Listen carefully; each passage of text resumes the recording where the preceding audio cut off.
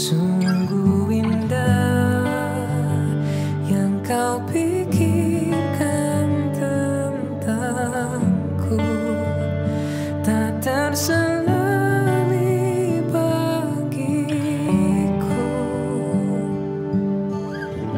Sungguh indah.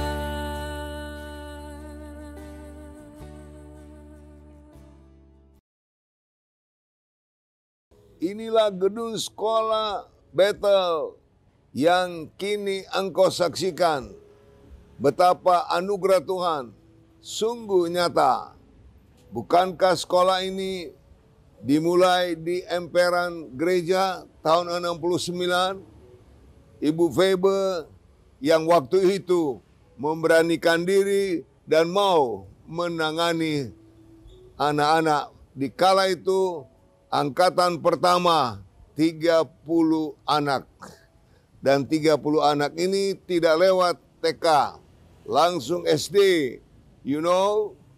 Dan tentu banyak hal yang harus dialami, banyak hal yang harus dikerjakan menghadapi anak-anak ini. Karena mereka langsung dari rumah, belum ada hal-hal yang mereka telah dapatkan, misalnya dari taman kanak-kanak atau TK atau playgroup. Dan puji Tuhan bahwa sekolah kita oleh anugerah Tuhan, bangunan ini telah terjadi 8 kali direnovasi.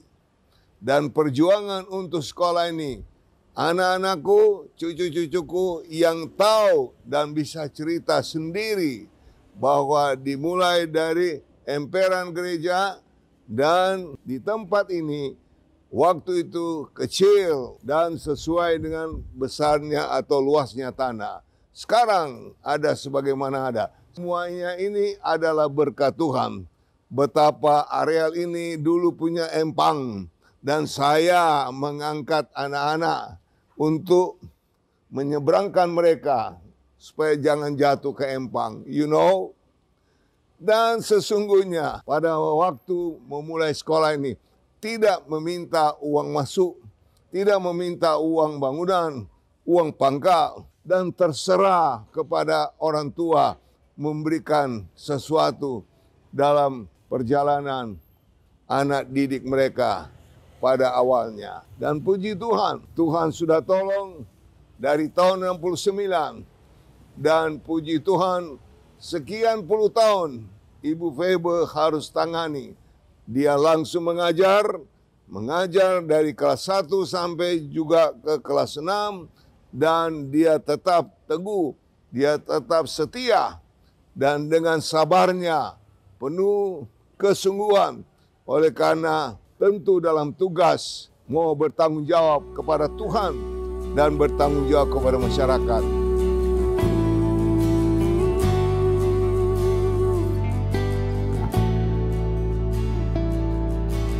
Kemanakah aku dapat pergi? Perkenalkan, nama saya Ibu Mary, Ibu Muce, Agnes Yolanda Nayawan, Maringan Tambu Bolon. Dalam mendidik anak-anak SD Bethel ini banyak suka dukanya, terutama kalau pada musim hujan, Jalan Ampera ini banjir dan sekolah belum semegah seperti sekarang.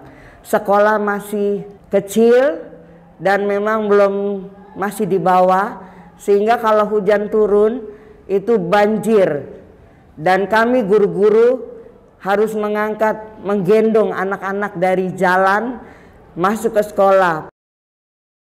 Waktu kita berkemah di Cibubur, setelah kita berkemah di Cibubur, kemudian saya dipanggil sama ibu untuk datang ke tendanya. Saya sebenarnya takut sama ibu. Waktu itu ada pembagian Alkitab, di mana Alkitab itu harus dibagi-bagi buat anak-anak sekolah.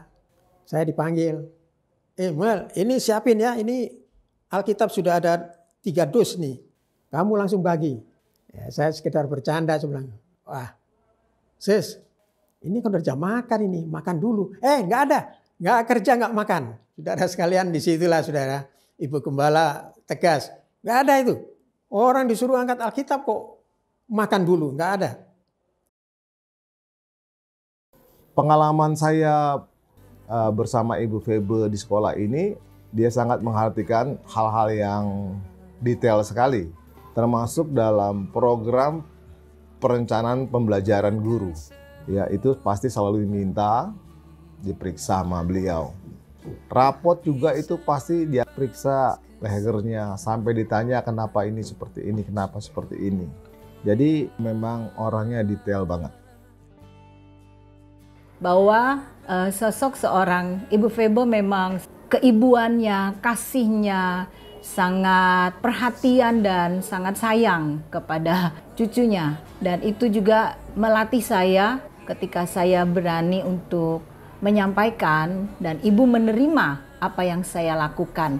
Di situ saya lihat walaupun itu cucunya, tetapi dia tidak melakukan hal yang lebih untuk supaya saya tidak menghukum. Dia berkata, nggak apa-apa dihukum, nanti disampaikan untuk dibicarakan. Itu yang menjadi kenangan lucu bagi saya, karena setiap teguran itu memang harus dilakukan.